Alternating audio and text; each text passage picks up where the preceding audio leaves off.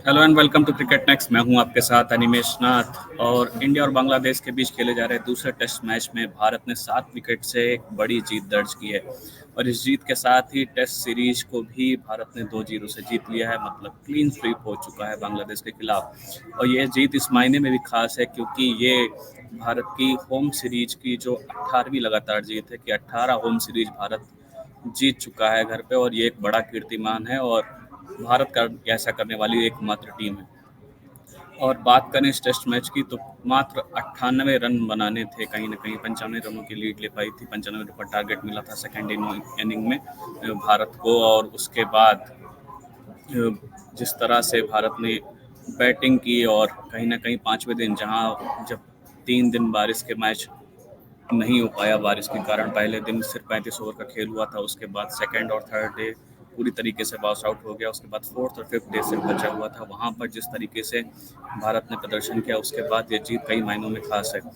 सबसे बड़ी बात क्योंकि आप देखिए कहीं ना कहीं इंग्लैंड के 22 बॉल से भारत के इस गेम की तुलना होती है, लेकिन जिस तरह से बांग्लादेश को पूरी तरीके से आउट क्लास कर दिया इंडिया ने वो वाकई काबिल तारीफ था। और यहाँ पर सबसे अच्छी परफॉर्मेंस आई यशस्वी जायसवाल के बल्ले से, जिन्होंने दोनों ही इनिंग्स में बेहतरीन प्रदर्शन किया। उन्होंने कह सकते हैं पहली इनिंग में 72 रन बनाए थे। उसके बाद सेकंड इनिंग में भी 51 रन बनाकर कहीं ना कहीं पूरी तरीके से मैच को भारत के पक्ष में लाकर खड़ा किया। और पांचवें दिन का खेल खत्म होने से पहले ही कहीं ना कहीं भारत ने जीत दर्ज कर ली।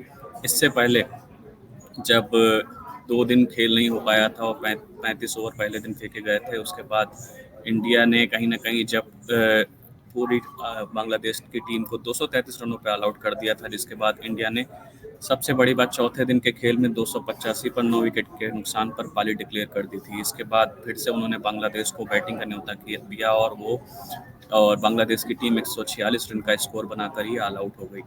और इस कह सकते हैं इस जो परफॉर्मेंस में इसमें सबसे बड़ा योगदान 2 स्पिनर्स का था। वो थे रविंद्र जडेजा और आर अश्विन, जिन्होंने 3-3 विकेट झटके। और कह सकते हैं बांग्लादेश की तरफ से कोई बहुत बड़ी फाइटिंग स्पिरिट नहीं देखने को मिली। सिर्फ उनके ओपनर जो सादमान इस्लाम है उनकी तरफ से एक 50 के अलावा कोई भी बड़ा स्कोर बांग्लादेश बैटर्स की तरफ से देखने को नहीं मिला। और 146 पर यह टीम ऑल आउट होकर वापस लौट गई।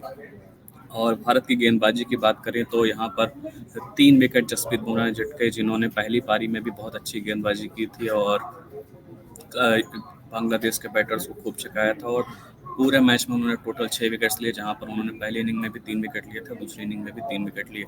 वहीं अश्विन ने 5 विकेट इस पूरे मैच में झटके, जहां पर उन्होंने दूसरी इनिंग में 3 विकेट लिए और पहली इनिंग में 2 विकेट लिए थे।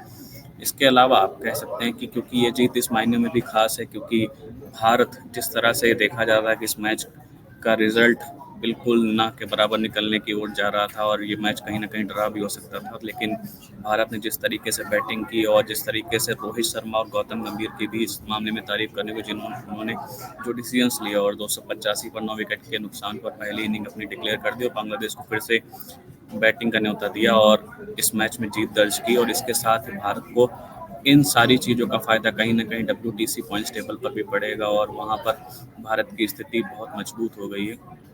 और उन्होंने लंबी छलांग भी मारी है WTC पॉइंट्स टेबल पे। और अब इसके बाद कहीं ना कहीं उनका अब जो ऑस्ट्रेलिया से BGT में बॉर्डर गावस्कर ट्रॉफी में उनको भिड़ना है या फिर न्यूजीलैंड के खिलाफ जो उनको टेस्ट सीरीज खेलनी है उसमें भारतीय टीम पर ज़्यादा प्रेशर नहीं पड़ेगा। और इसके कारण कहीं ना कह सकते हैं इस जीत का बहुत बड़ा फायदा मिला है भारत को। तो इसी तरीके के अपडेट्स के साथ हम आगे भी आपके साथ जुड़े रहेंगे। तब तक आप देखते रहिए क्रिकेट नेक्स्ट। बहुत बहुत धन्यवाद।